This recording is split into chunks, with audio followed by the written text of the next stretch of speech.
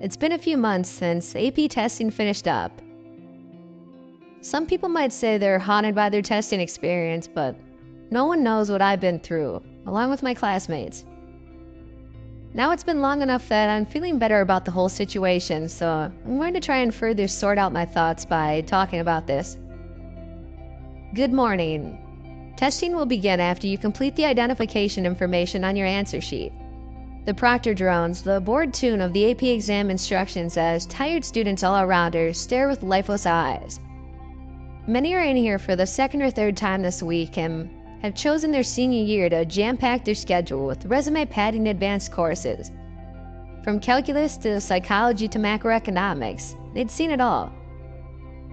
The following devices are prohibited: cell phones, smartphones, smartwatches, and laptops. We weren't familiar with the robotic pantsuited figure before us, and it was too early in the day for anyone to really care. It had been sent from the college board headquarters to proctor our exam due to some past misbehavior among us. The counselor who normally led the testing sections had recommended this official solution in an effort to ensure everyone got a fair, distraction-free chance at testing. Her tight, flawless bun, rounded rectangular glasses, and calculating, corporate eyes painted her as a no-nonsense overseer, to say the least. You should have nothing on your desk except a number 2 pencil and a pen with black or dark blue ink.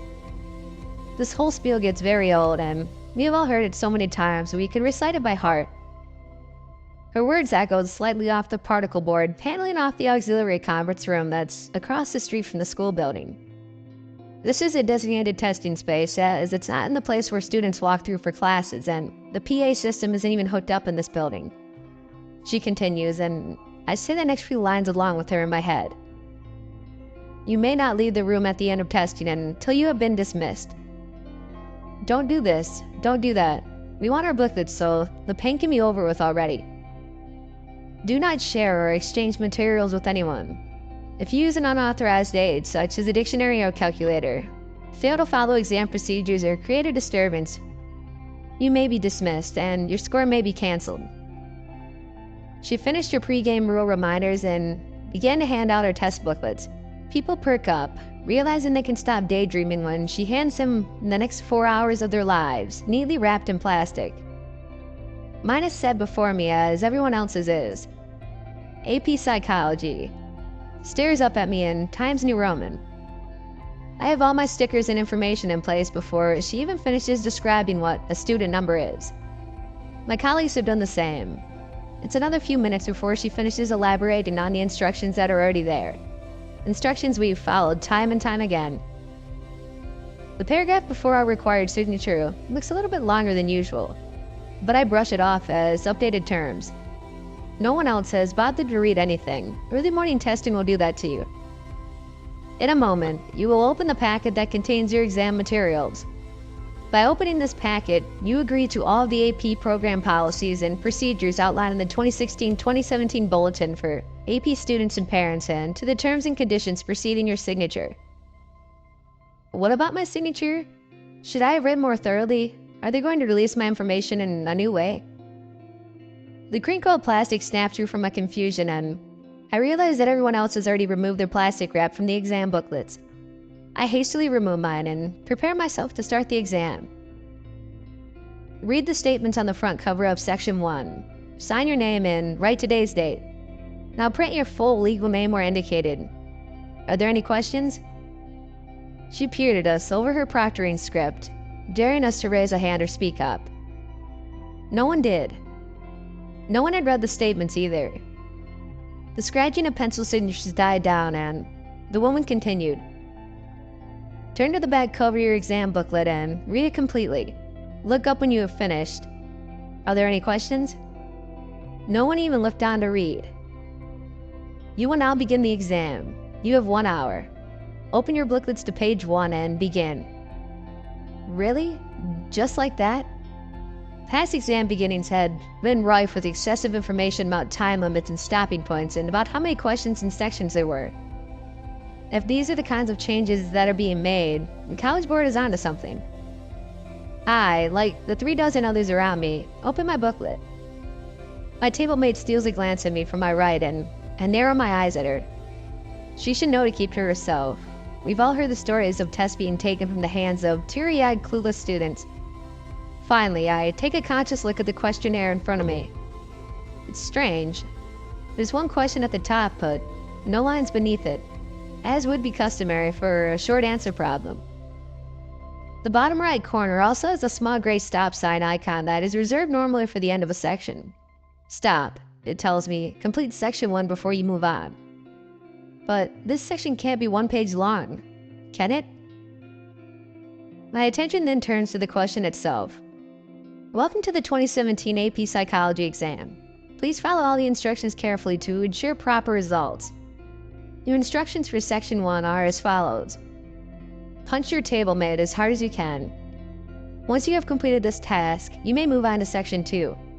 If you fail to follow these instructions in the allotted time, your AP exam score will be canceled. I look around the room, bewildered. No one looks haggard anymore. Our attentions are all firmly grasped by these strange instructions. I steal a glance around and notice others are doing the same. Several pairs of people seated at the same tables are eyeing each other. The entire room seems to hold its breath. Some heads turn to look at the proctor, seated in the far right corner reading a book. Someone raises their hand. It's Chris Pettis, arguably one of the smarter people in the senior class. This isn't his first rodeo. He's on AP test number 5 at this point. The proctor takes her time to insert her bookmark, stand up, and cross the room to where Chris was sitting. The eyes of every single student are glued to her. She bends at the waist to lower her ear to Chris's mouth, and he whispers something to her. She straightens, nods her head at him, and returns to her corner. He looks shocked and has a hand and a pointer finger halfway up like he still has a question. After another tense moment, he looks around at all of us and then looks back down at his exam. Deflating, eyebrows furrowing once more. Suddenly, a shuddering gasp breaks the silence. From the top left table, Jenny Weber is holding a page in her pointer finger and the thumb as if it's burning her. She's several pages past section 1, reading ahead with her face growing more concerned as she goes. In a flash, the proctor is at her side, closing her book lid with one hand and placing the other on her back. She mumbles something in her ear and Jenny stands up, visibly shaken. The proctor then escorts her from the room, swiftly and quietly. We're all that much more dumbfounded. What on earth is going on? I know it's only a matter of time, however, until someone takes a swing and moves on to the next page. And sure enough, no more than 30 seconds later, a thump and a sharp intake of breath rings out in the otherwise deathly silent space. To my surprise, it came from Chris's table. The girl seated next to him holds her arm and rocks back and forth, then suddenly lashes out and strikes Chris in the side of the head. Everyone's heart skips a beat as he jerks, sways, rights himself, and looks at her. They hold eye contact for a fraction of a second before turning to section 2 of their booklets in unison. Chris pales as he starts reading, but very few people catch that. A quiet chaos is broken out. Once Chris threw that catalytic punch, the reservations of everyone else shattered. People started throwing fists left and right, all the while keeping eerily quiet. One by one, each set of partners exchanged punches, and not feebly either. Jenny Weber's table mate, now without a punchable person in close proximity, leans across the aisle and slugs the student to his left, looking pleased with himself for his ingenuity. I look at Kelly Land, the girl sharing my table. She looks back at me, unblinking. Her hand slowly forms a fist as I watch, and then a quick, hard jab in my arm sends her to section 2. I respond in kind, getting her in the arm as well. I feel bad about hurting Kelly, but she had struck first, and I'd be damned if I was the only one to fail this AP test. I had expected section 2 to be an analysis of the ordeal we have just been through. Something along the lines of, explain how groupthink, conformity, and obedience influence the response to section 1. This is what I had expected. What I looked at now, however, was much, much different. My brain whirled at 100 miles an hour. Thousands of dollars are on the line, right? If I get a good score on this test, it will count for my college credit. If it counts for a college credit, then that's one less class I have to pay for next year. A flight that I don't have to worry about. Doing well on this test removes stress about time and money. Surely, It's worth it.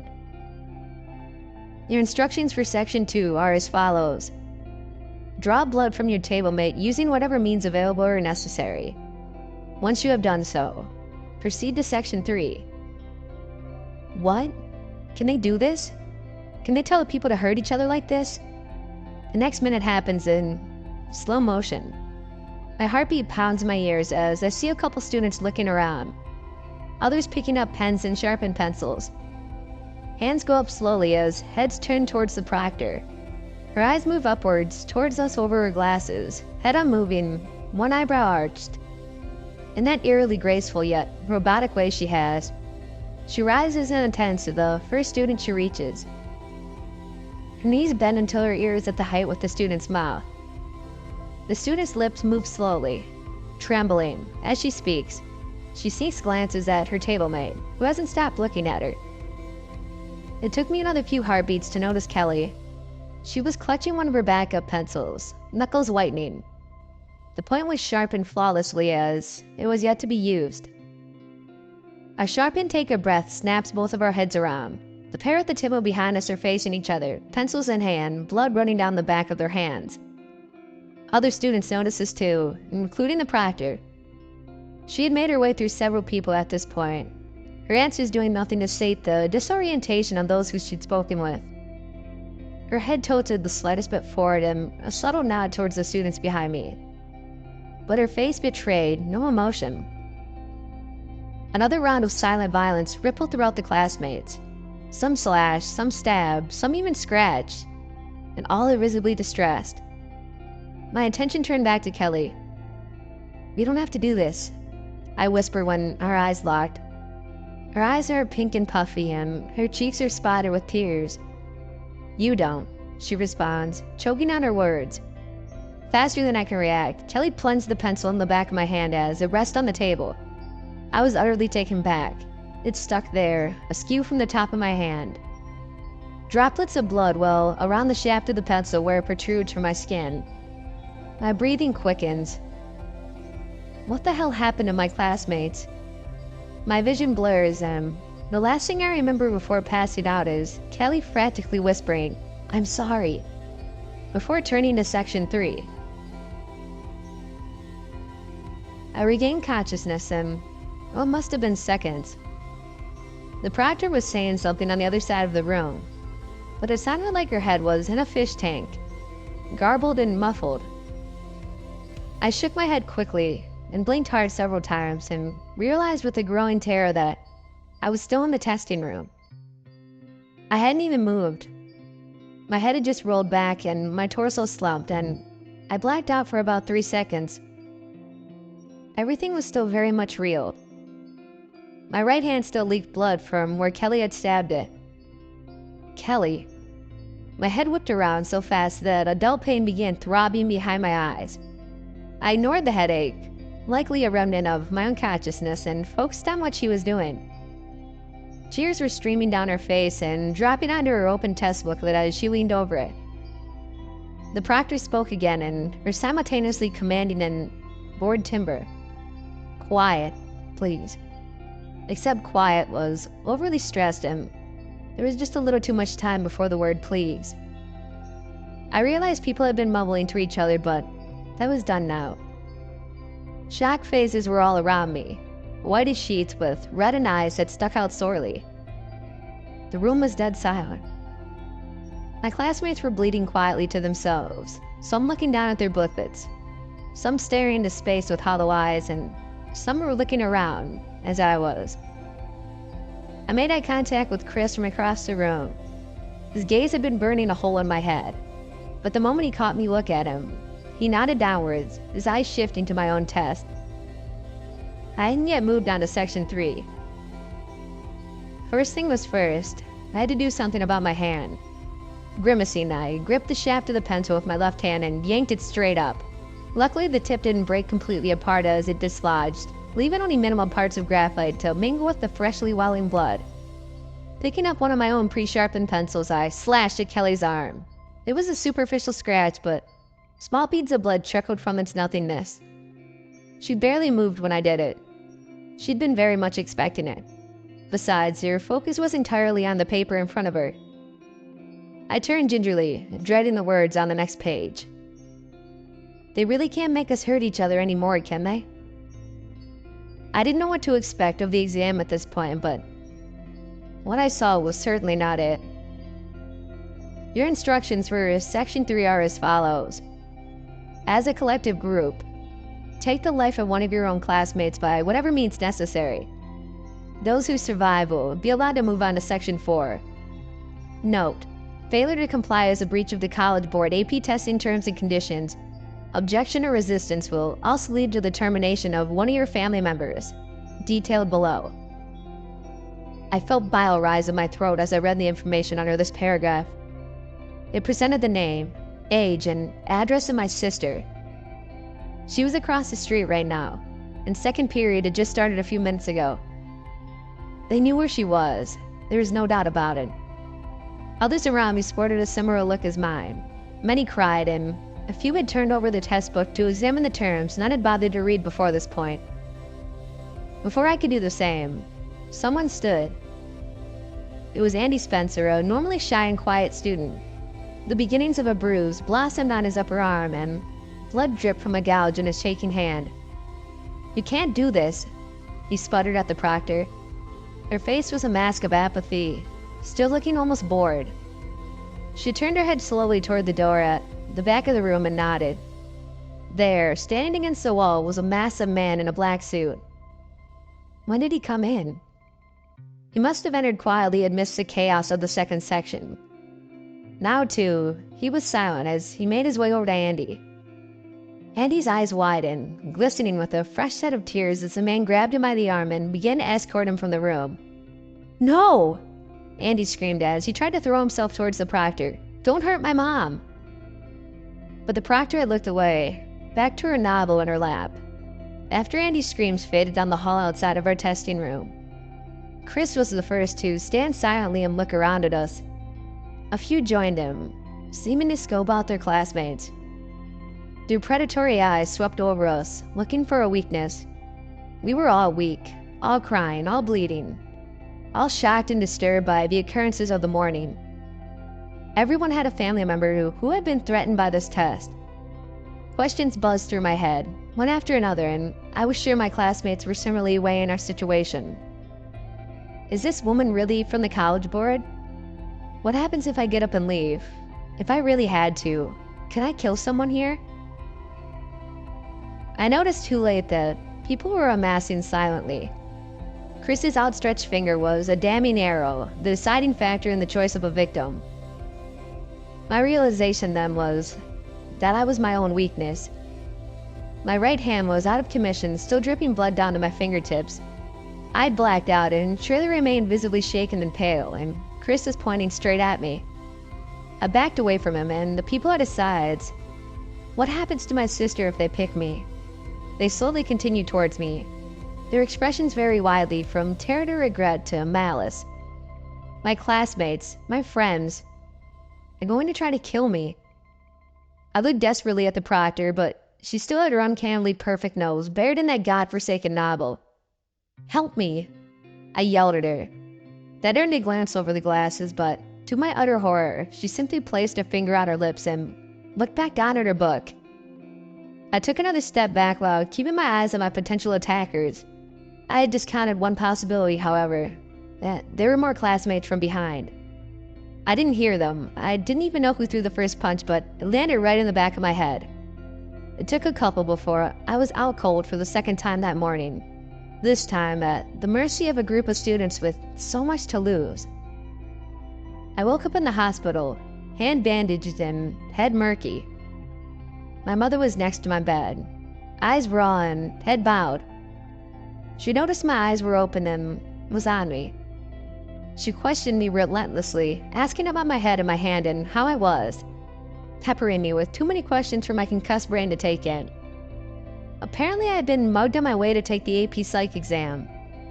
I had been stabbed in the hand along with beaten and my wallet stolen along with my consciousness. I'd only been out briefly, but the pain medication had put me to sleep quickly.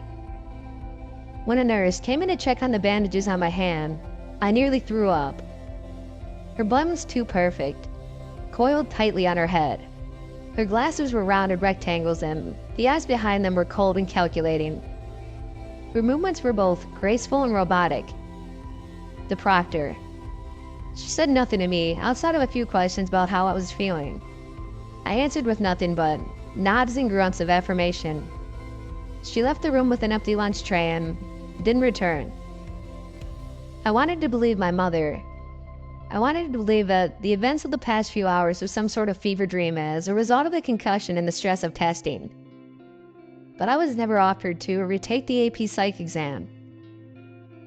My sister was fine and looked at me funny when I was so thankful to see her. My classmates didn't answer my texts or calls, and I didn't return to school for the last couple weeks due to the massive concussion I'd sustained and the mugging. Now, months later, I'm thinking clearly and quickly again. The hole in my hand has faded to a scar, though it's more round than a knife has the right to be. And a couple weeks ago, I got an email notification from the college board. I'd gotten a 3 in calculus and a 2 in macroeconomics. As for psych, a 4. Not too bad, all things considered.